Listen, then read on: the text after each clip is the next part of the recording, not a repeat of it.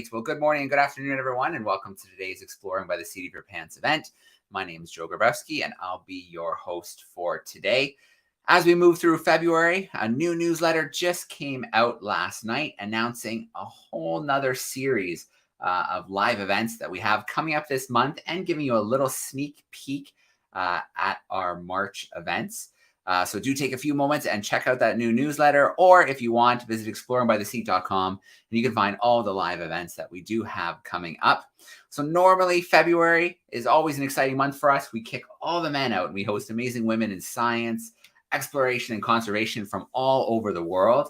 But we are making a special exception for today because we are going out into the field for a little live action in Zimbabwe. So we are going to join National Geographic Explorer Joe Cutler. We recently connected with Joe. Some tuning in may remember for an incredible live series of events in Gabon as he paddled over 1,000 kilometers down the Ogooue River, which is one of Africa's last wild rivers. So he joined us for several events along the river on his megatransect as he was surveying biodiversity across the river. So we had a blast doing that. And, you know, Joe just keeps getting called back to Africa.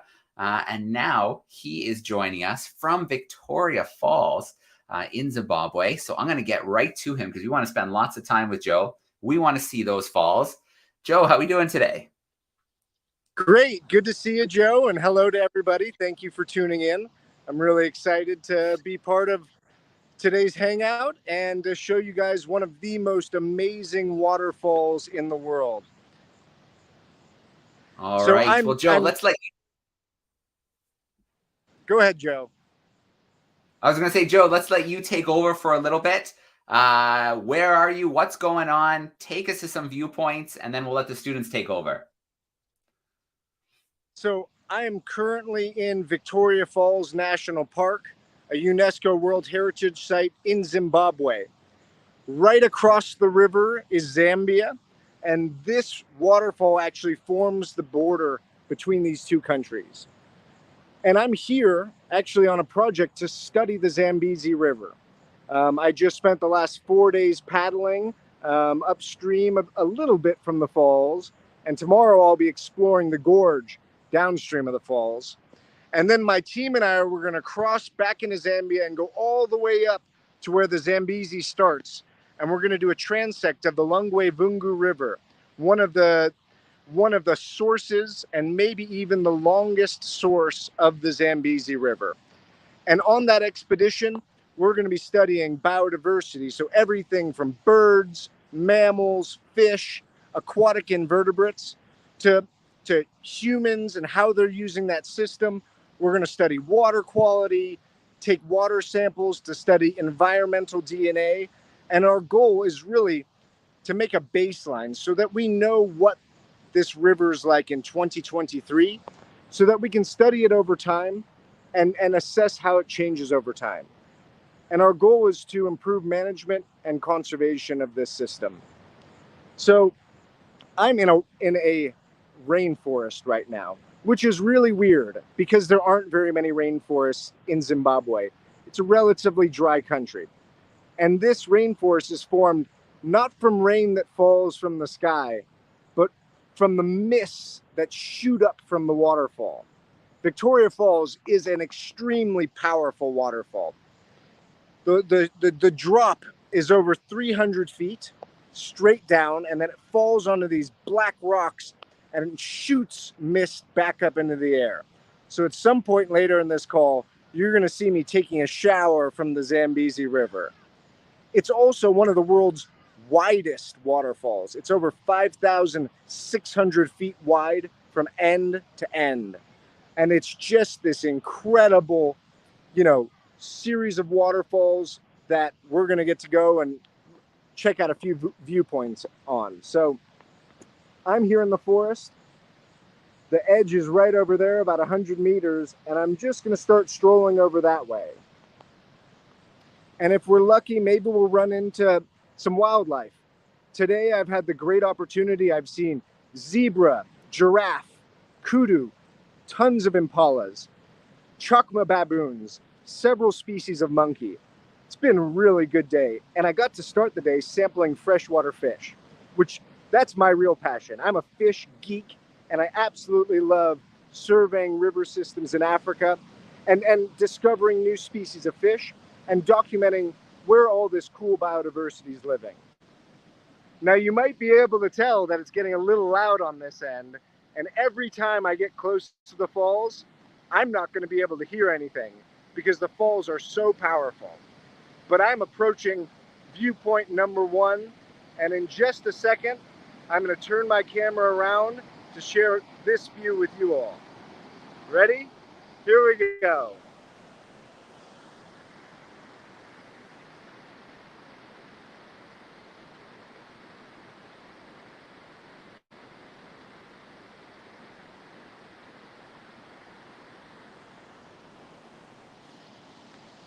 Pretty nice, right? So I'm standing right on the lip of the waterfall here. You can see the water crashing down right at my feet, and it's dropping over 300 feet down and shooting the mist up, which is creating that beautiful rainbow that I'm sure you guys saw. Let's get one more view before I head back into the forest and onto viewpoint number 2.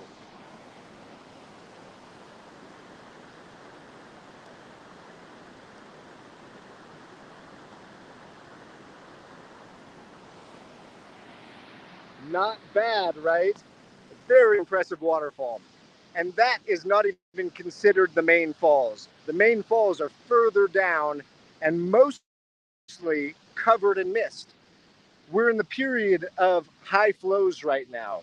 So there's a lot of water pouring over the lip of that waterfall. I was at Victoria Falls just a couple months ago, and there was almost no mist. And you could see the rocks, you could see all the water falling. But right now, you can hardly see anything given all of the mist that's shooting up. So it's going to take me probably a few seconds to walk over to viewpoint number 2. So, Joe, if you've got any questions or comments quickly, I can take those as we're moving to the next spot. All right. Yeah. So, Joe, what we'll do is if classrooms want to ask some questions, if you're tuning in live, use the private chat and let me know. If you're on YouTube, pop some questions into that little chat sidebar, and we can ask Joe some questions as we're kind of moving in between viewpoint to viewpoint, and also maybe put some classrooms on the spot too and see if they have any questions for us. But I mean, Joe, that was a view that's hard to beat. We saw that rainbow. We saw the mist. Do you know roughly how much water is coming over those falls at any given time? At peak flows, 18,000 cubic meters a second. Wow. Which is huge. The Zambezi is the fourth longest river in Africa, and the second biggest by flow. So it is a world-class giant river. And this is perfect timing, Joe, because I'm approaching viewpoint number 2, and this, I think, is maybe one of the most spectacular views because you really get right at eye level and you can see the water coming over the lip. So I'm just walking down a few stairs here to open the view up, and then I'm going to turn my camera around. All right, ready? Here we go.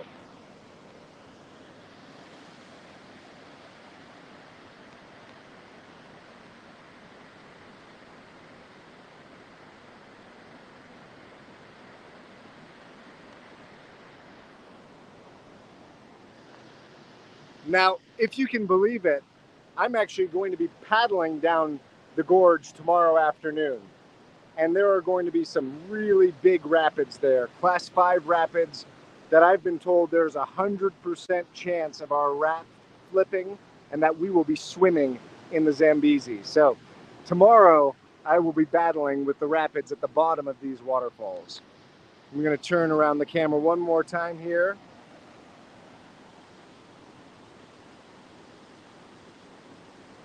Oh, there we go, Joe. Can you try and hold there for a second? Sometimes the sun blinds the view, but there we go. That's a bit better. Yeah, we can see it pouring over there. Yeah, it's pretty blown out. It's so bright right now. You know, Yeah. we've got crystal clear skies after a few days of rain, and it's really bright and really hot. Very cool. So, Joe, as you make your Right. way to the next checkpoint, there's a grade 8 class. Miss Higgins' class wants to know a little bit more about the animals you've been seeing. Yeah, I'm happy to talk animals. Golly, we paddled on the river yesterday about 50 kilometers, and we saw so many hippopotamus. I can't even tell you. Every time we came to an island, every time we kind of made a turn, there was a big pod of hippopotamus, which is a little bit daunting when you're paddling down in a small canoe. But we all made it safely. Um, there were also lots of big crocodiles, 5 meter long, 15-foot long crocodiles just waiting there for us to fall out of our boats. And one of the things that happened yesterday, we actually sank a boat in the Zambezi. We went down a little bit of a rapid, took a bunch of water on, and then next thing you know, the boat just disappears and drops down to the bottom of the river. We were able to rescue everybody from the boat, but it was a little bit frightening when it happened. But yeah, there's tons of biodiversity here. Um, I've been very lucky in that I've spent a lot of time around the national parks. And so on a good day, maybe you could see 4,000 antelope roaming the plains. Um, and during my first 6 weeks in Zambia, I logged over 300 different bird species. So these are really biodiverse areas, very cool place to explore. And, you know, I'm just a lucky guy that I get to do it for work. Um, and I get to see all these cool things. Lots of elephants, lots of hippos, lots of giraffe, lots of zebra, so many impala that nobody even gets excited about them anymore. So I think it's a really, really cool thing. All right. Well, Joe, as you're making your way, we've got a question here from Miss K's class, and they're wondering if you've Perfect. ever been charged by a hippo. I have not been charged by a hippo, but many of my colleagues have. I've had actually a hippo come up shooting out of the water right behind my boat, but it didn't charge me. I have been charged by buffalo, by elephants, and by a silverback gorilla. So even though I haven't been charged by a hippo yet, I've had a few hairy experiences. Now, I'm at the next viewpoint, and hopefully it'll be a little bit less bright so that you guys can see a bit better. Now, this is looking just opposite of where I first started, so we're going to be able to see that waterfall and watch it fall down. So I'm going to approach the edge here.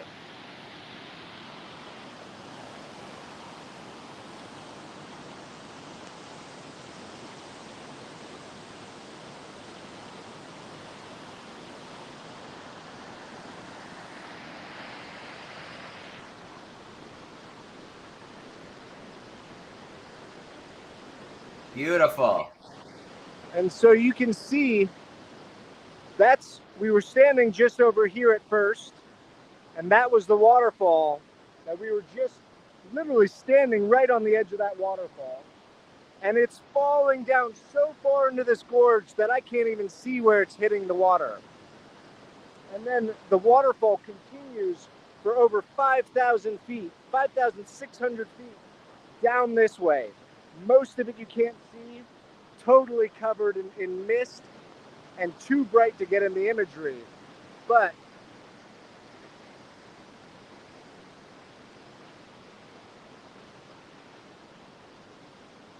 a really impressive waterfall.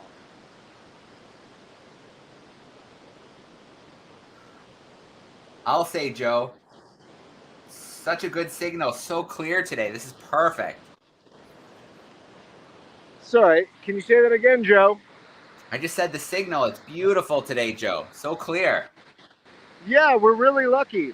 I'm actually using a Zambian phone connection, but we're so close across the border that we've got a perfect connection. And I was really concerned that we might not. So I'm really glad that it's working out and I'm able to share this extraordinary experience with all of you. Now this may be one of my favorite views of the falls, but I'm gonna just move a little ways. I'm gonna move just a little ways this way to see if I can change the view a little bit. All right. Well, if you can hear us, Joe, we've got some more questions coming in. Great, I'd love to hear them. All right. We've got Ted's Fish Room tuning in, and they want to know if you're netting any fish. We are netting fish. We're not sampling in the waterfalls themselves, but this morning, last night I was sleeping on the banks of the Zambezi in a little tent inside of Victoria Falls National Park, and there were hippo tracks going right to my tent, but thankfully no hippo encounters. And this morning I woke up extra early and I took a dip net and surveyed the banks of the Zambezi. In just about 15 minutes before breakfast, I caught 5 different species of fish, plus freshwater crabs and some really cool aquatic invertebrates. So I'm really in heaven out here, getting to explore the biodiversity, catch some fish, go camping in national parks, and just, explore the biodiversity in an area of the world where very few people get that chance. All right. Another question here. Mr. Hancock's class would like to know, what's it like? How does it feel to discover a new species? That's something we know you've done, sampling some rivers, other rivers too. It is really exciting when you discover something new. So every time you pull a net in a river for the first time, you don't really know what you're going to catch. You might catch common species, you might catch things that you've seen a lot before. But every now and again, you see a little tiny fish inside of the bottom of that net, and you know that it's a new species. And when that happens, everybody on the team is shouting and cheering and high-fiving, and then the real work begins, because there's a lot of work actually that goes into describing a new species. It's not just discovering it. You then have to go and prove that it is different than any other species that is known to science. So this could be proving it based on coloration, morphology, or shape, or you can also use genetics to distinguish them from other known species. And the best case scenario is you use multiple characteristics to distinguish it from anything else that's known. Now, I haven't discovered any new fish species in Zambia, but my work in Gabon, we discovered lots of new freshwater fish species, including a whole new genus, which is even more remarkable than a new species of more myrid fish. So there's still a lot to discover out there. And if anybody's interested in discovering new species, Sub-Saharan Africa is a great place to come and do your research. I'm going to just head back over to the edge here real quick and try another viewpoint. It looks like I might get a little bit misty here. So if the camera gets a little fogged up, it's because of the waterfall. All right, here we are. I'm turning the camera.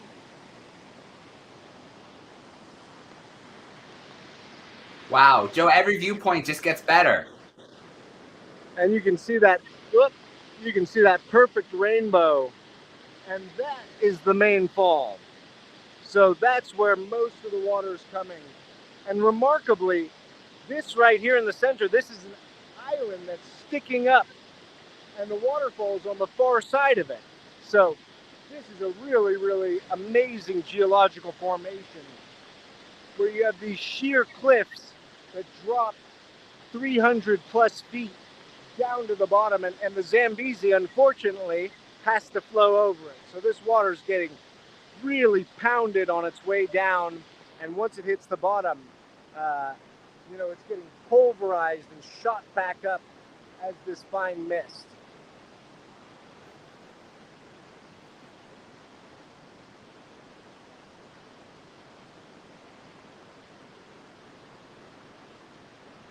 So again, The waterfall continues a long, long ways down this way.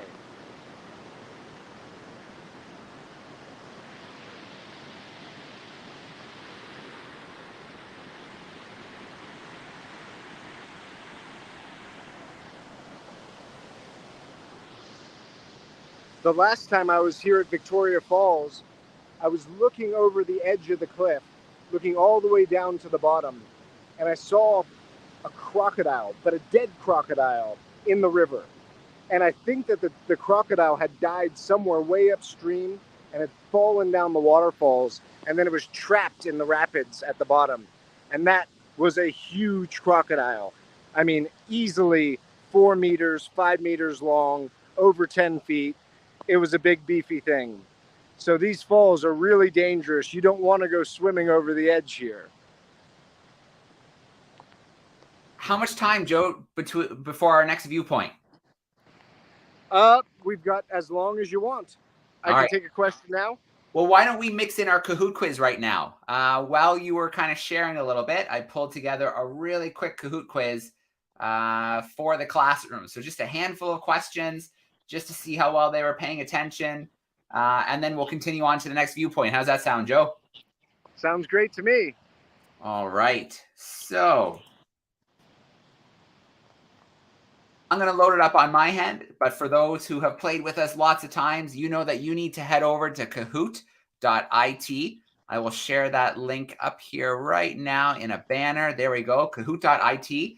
It is going to ask you for a PIN code, a PIN number. I am going to share my screen, and we're going to get that PIN number in about 10 seconds. So let's get that share going. Here we go. All right, so here's your PIN number. It is 363-7353. If you have one-to-one tech, like a tablet or a Chromebook at your seat, you can join right there.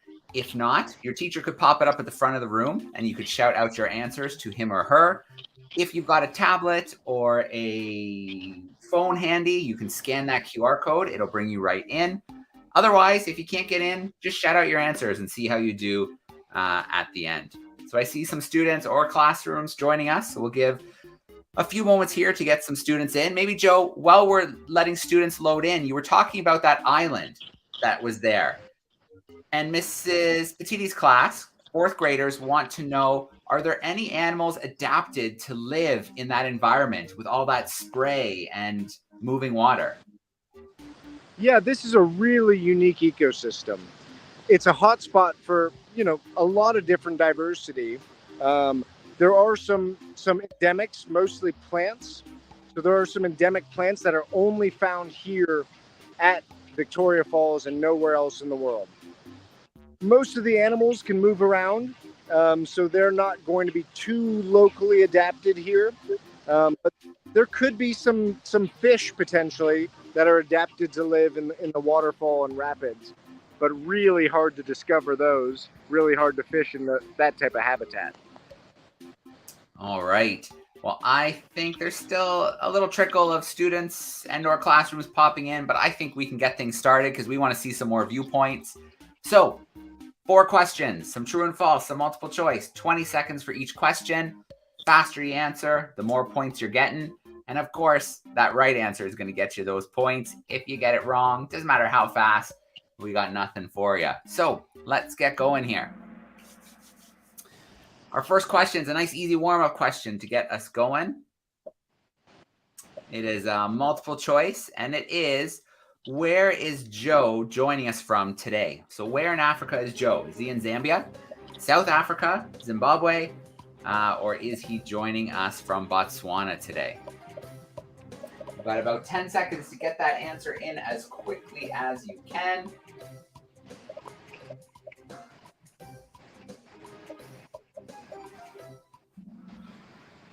Oh, Zimbabwe. We had some mixed answers there. You are very close to Zambia, and we did mention Zambia a few times today, but today Joe is joining us from Zimbabwe. So let's check out our leaderboard quickly. The lucky pigeon is holding down that top spot. Let's go to a true and false question. Victoria Falls is a UNESCO World Heritage Site. Is that true or is that false? Victoria Falls is a UNESCO World Heritage Site?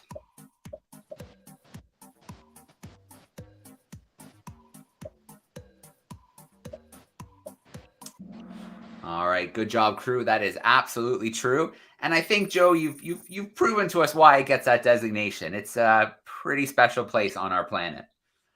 Yeah, it's one of the most incredible waterfalls in the whole world.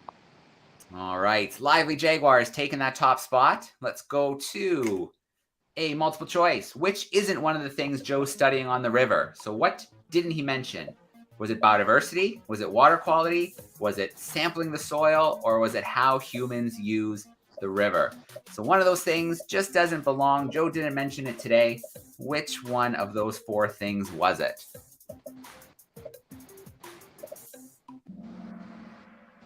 All right. Soils. Sampling the soil. Now, Joe, you may very well be doing this, but you didn't mention it today. I didn't mention it today.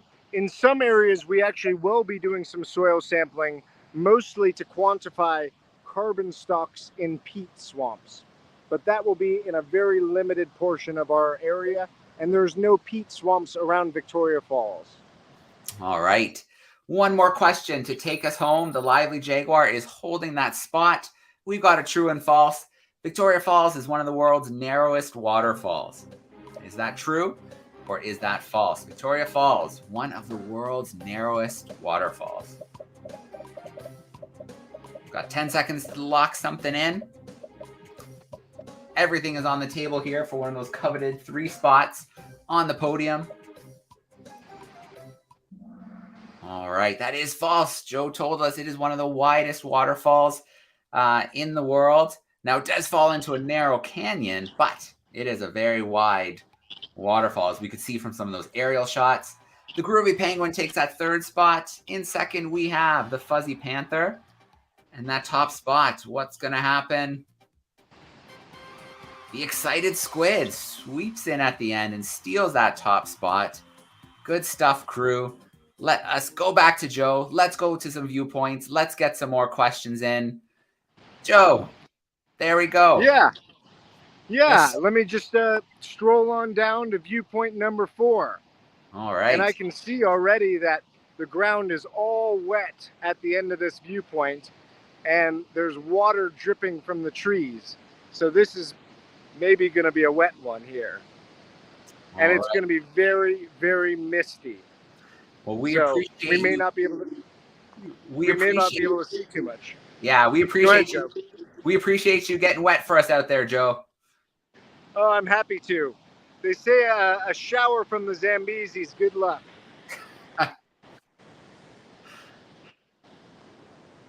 All right, there we go.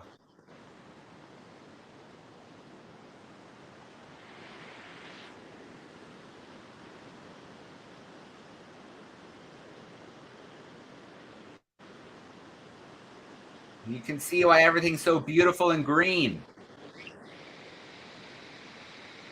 Say that again, Joe? Just saying you can see why everything's so beautiful and green. Oh, yeah. It's this mist that makes the rainforest here.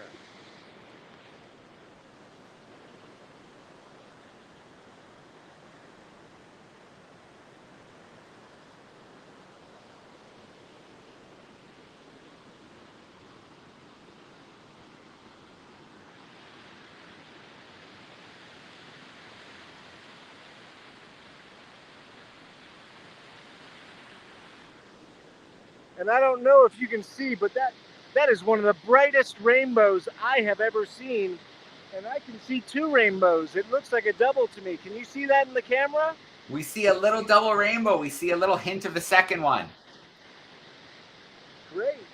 I'm happy that it's coming through on the image. Yeah, that first one I'm going to get out of the rain here. Yeah. Wow. Oh, man. Oh, wow, Joe. A little bit soaking wet after that. I can see that. Thank you. Let's go for a few more questions here. Mr. Hancock's crew, I'm going to bring them in onto camera so they can ask. So let me bring them in here. There we go. Hey, good morning. Good morning, Joes. We were curious, are there any patterns or trends you're noticing in the biodiversity over time? Are things looking good, or are things a little tough? Well, this is going to be the first big source to sea expedition on the Zambezi where we're collecting data. So this is the baseline. This expedition will be what we use in the long run to see.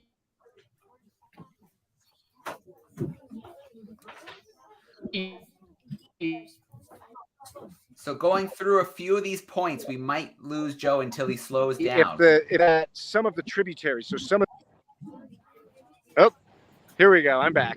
Some of the other rivers that flow into the Zambezi are much more heavily impacted than the main stem. Hopefully I'll get you guys back here soon. I know I'm getting a little clunky on my connection. That's okay. We got that, Joe. That came through. Good, good. All right. Let's get a few more. A little bit deep in the forest, so. Yeah, fair enough. Let's get a few more student voices here. Miss Petitti's crew is joining us. I believe they're fourth graders. If you want to go ahead and unmute, you can ask Joe a question.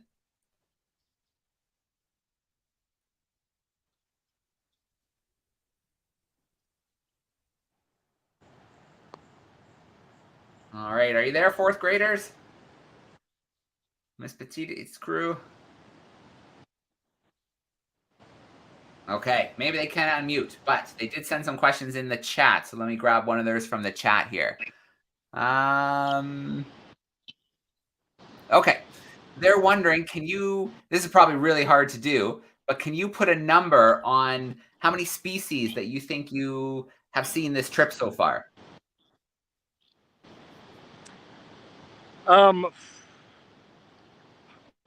Hundreds. I mean, it depends on what you're asking about. Hundreds of bird species, so at least 300 bird species, probably 20, 25 different species of mammal. I haven't done too much fishing, so only, probably 10 species of fish. But, it adds up quickly. I mean, if we count all that up, maybe 400 different species, which is a lot of biodiversity. Yeah. So Miss Wells' class, some sixth graders in Newfoundland, they're wondering, is there a estimate of how many species might live in the river? Yeah, we have a pretty good idea of how many freshwater fish species live in the Zambezi River. It's been relatively well studied compared to some of the other river systems in Africa. It's going to be, but there are a lot of other species that we still do not know, and that's for sure. So somewhere in the 300 to 500, maybe 600 range, and that's just freshwater fishes. Yeah. Well, that's the fun of what you get to do, Joe, is try to answer some of these questions, and just really good proof that there's still a lot more we need to figure out and learn and understand about our planet and those ecosystems. Definitely. Yeah, it's a really remarkable thing how many undescribed species and how many rivers have never been surveyed even once. So yeah. I don't think we're going to discover very many new species on the Zambezi itself, but maybe on a lot of the smaller rivers that are flowing into the Zambezi, I think that's where we're going to find new species. Now it looks like I've got a little bit of water on the lens, so bear with me while I wipe it off before visiting the next viewpoint. All right, fair enough. It got louder, so I assume you're close to the viewpoint. Yep, I'm right on the edge here, and you might see that I'm getting wet. This is another misty spot.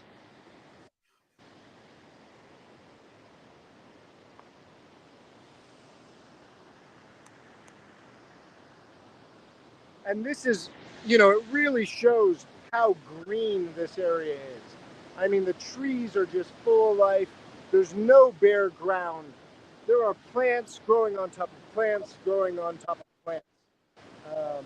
And it's just this abundance of water in this habitat that allows this place to be so verdant year-round when a lot of the area becomes quite dry. Now I'm going to move back off the edge here and down to the next site. Hopefully I won't lose connection, but if you've got any questions, this would be the perfect time to ask them. All right.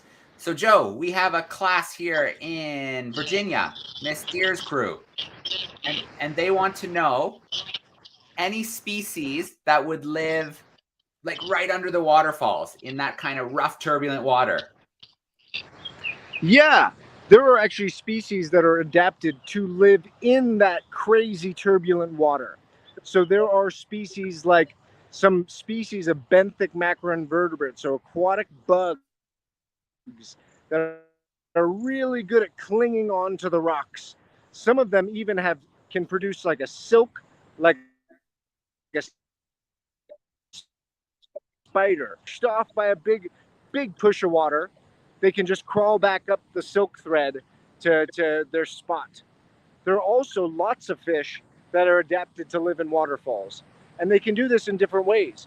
Some of them will suck onto the rocks with their mouths. Some of them will actually, they have like a suction cup on their chest. So they'll have they'll have 4 fins fused into this sucking disc, and they can suck onto the rocks. But it's really hard to live in this type of habitat, as you might imagine. So it's going to be less biodiverse than if you sampled up above the falls or down below the falls where the water is a bit more calm.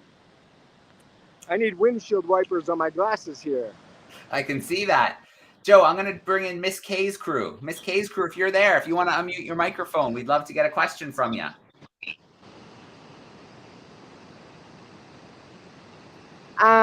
We were just wondering, our students are actually very intrigued by this waterfalls. We're wondering if this is your favorite site that you've worked at so far. Is this my favorite? Pardon? A site that you've worked at so far. You know, every site has its own, its own particularities. I do love Victoria Falls. It's a beautiful spot. But if you asked me, I'd probably rather choose a river where I can paddle a little canoe down it and I can go fishing. This is so rugged and so difficult to access that the best thing you can do is look at it from afar. I'm a person who likes to dive into the water and chase the fish myself. So I might actually be happier 1,000 kilometers further upstream where I can be in a little canoe and have my nets and catch my fish and survey the river system. We actually have discussed sampling a place called the Devil's Pool, which is literally overhanging the falls, but I don't think we'll sample fish there. Maybe just water quality and environmental DNA. All right. Another question here, Joe. This is a good one. How does it feel to be able to work in Africa? I feel really lucky to get to work where I do and do the work that I do. You know, I feel like as a scientist, I'm kind of on this edge between exploration and science, and every day you could discover something new. So it's really cool to explore a new area. I was born and raised in California, and everything that I see here is different than whatever I would see in California. So, you know, if other people find impala to be boring, I find them to be beautiful. And if some people think that the catfish are no good, I think the catfish are fascinating. So to me, it's a real great joy to travel, to explore, to learn new things. I feel like I'm constantly learning. And you know, you feel different when you're on the other side of the planet, you know, getting bathed by the mists of the Zambezi. It just makes you feel alive. It makes you feel like you're living your best life. And I love what I do, and I'd recommend anybody else who wants to be a scientist, consider working on the other side of the world, because you get to explore some really cool things. All right. Looks like you might be getting a little misted over there again, Joe. Yeah, you know, I think we're in the kind of the mist section of the river. And I didn't bring a raincoat, but a lot of people do. So I might get drenched, but it's so hot and sunny today that once I hang out my clothes to dry, they'll be dry in 15 minutes and I'll be good to go. All right. How close are we to our next view spot?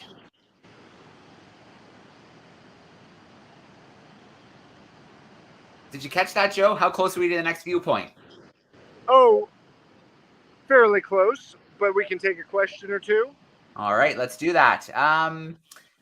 Charlie in Miss Higgins' class would like to know, do you think pollution is having an effect on these falls in this ecosystem? That's one of the things that we are really interested in studying. Both pollution that you can see, like plastics coming down the river, and pollution that you can't see, like chemicals in the water, or even just poor water quality due to human impacts. So one of the things that we're going to be doing is we're going to be taking water samples and studying pollution in the river system. And we're going to be doing that as we move down the river so that we can pinpoint exactly where that pollution is coming from. Whether it's from a town, whether it's from a farm, whether it's from a mine. That's going to allow us to identify where that pollution is coming from so that we can address that issue. My understanding is that the Zambezi here is relatively clean, but some of its tributaries are a little bit less clean. So we're gonna study that as we do these expeditions, and ask me in a couple years and I'll be able to give you a definitive answer. All right. Well, you have a really important job getting that baseline because, once we have that baseline, then future expeditions can see how things are changing and have that accurate picture. Exactly. Our hope is to set the standard so that anybody else who's coming out there can compare their data with ours, and we can look for change over time, which is the way you see how things are changing. So it's really important to get those baselines. All right. I think I heard the water get a little louder. Are we close? We are close. Let me just walk out to the edge here. Now this is going to be, it's very misty, so it may be a little bit blown out, a little bit bright, but I'm going to just try to turn the camera with me so I can see if it's coming through.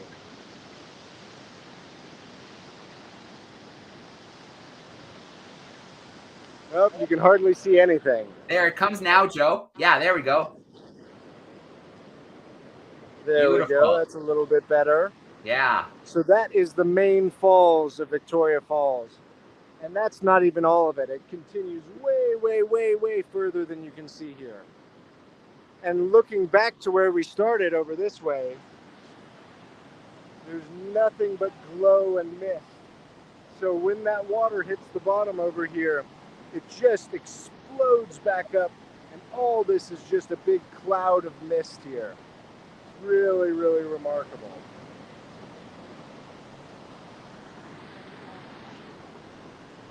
So we are currently at viewpoint number 6, and it continues way, way down, and you can go almost all the way into Zambia on this side, and there's just a little narrow gap where the river flows that separates the two countries. All right. Well, Joe, maybe we will ask you maybe a couple more questions, then we'll let you go dry off. That sounds great. Let's enjoy the final part of the call and hear from the students, if possible, or just take their questions. Perfect. So Miss K's class, Miss Petiti's class are still hanging out backstage. If you want to come back in on camera or via mic, just send me a message in the chat and we'll bring you back in. A few classes had to duck out for their recess, but we still have more online joining us. So let's grab something from online this time. All right. So even though you don't kind of know for sure yet, you're still going to take in, some results and kind of figure out where some of the pollution's coming from, what some of the impacts are. What do you anticipate some of the impacts being? This is from a class in Erin, Ontario. What human impacts do you think we're having on this system? So Zambia has a lot of people. It's got 20 million people, and most of that population lives in the Zambezi watershed. There are going to be different impacts. So one of the very visible impacts on the Zambezi is hydropower dams. There are 2 very large hydropower dams downstream from here. And when you build a hydropower dam, you take a river and you turn it into a lake. And you can imagine that that is going to really change the biodiversity and functioning of the system. So that's one of the very obvious impacts of humans. There are less obvious impacts. So in Zambia, there are a lot of cattle. There are a lot of herders. And so there are a lot of areas where the cattle will come down to the riverside to drink water. But when they do so, they kind of trample the bank and erode the sediments on the side of the bank. That leads to higher sediment loads and less stability of the river system. So that's something that we're interested in, where the cattle are, and if the cattle are drinking directly from the river, or if water is being pumped out of the river to another area. Another concern is runoff. So agricultural runoff. So if someone is, for example, fertilizing their farm, and then there's a big rain and a lot of the fertilizer runs into the river, then it may be fertilizing the river rather than the farm. So that's something we're interested in as well. Of course, there are direct impacts like people fishing and taking fish out of the river system, or hunting and removing the hippos and crocodiles out of the system.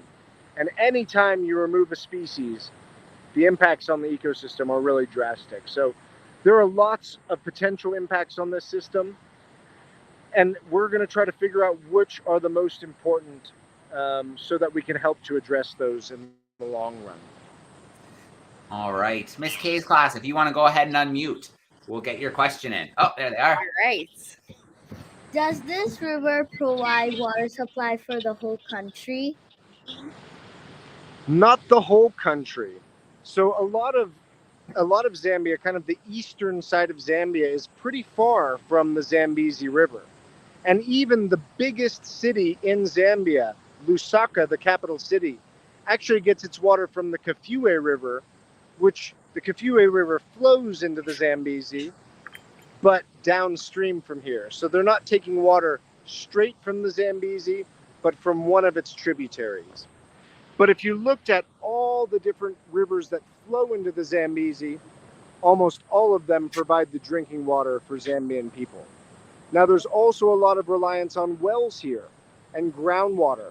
So it's either surface water, getting your water straight from the river, or digging a deep well and getting it from underground. That's a great question. Thank you. All right, Miss K's crew. Well, we have you on camera. Do you have one more? No, thank you though. Oh, right. actually, one more. All right, bring them up.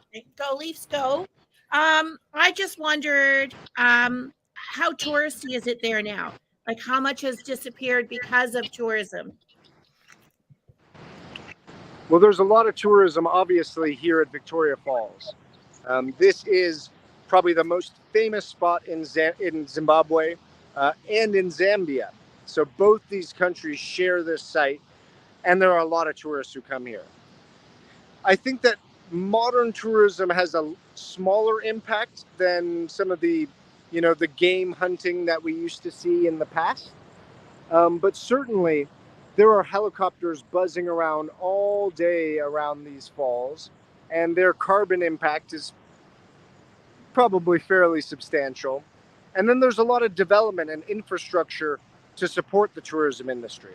So I'm walking on paved roads, paved paths around this national park.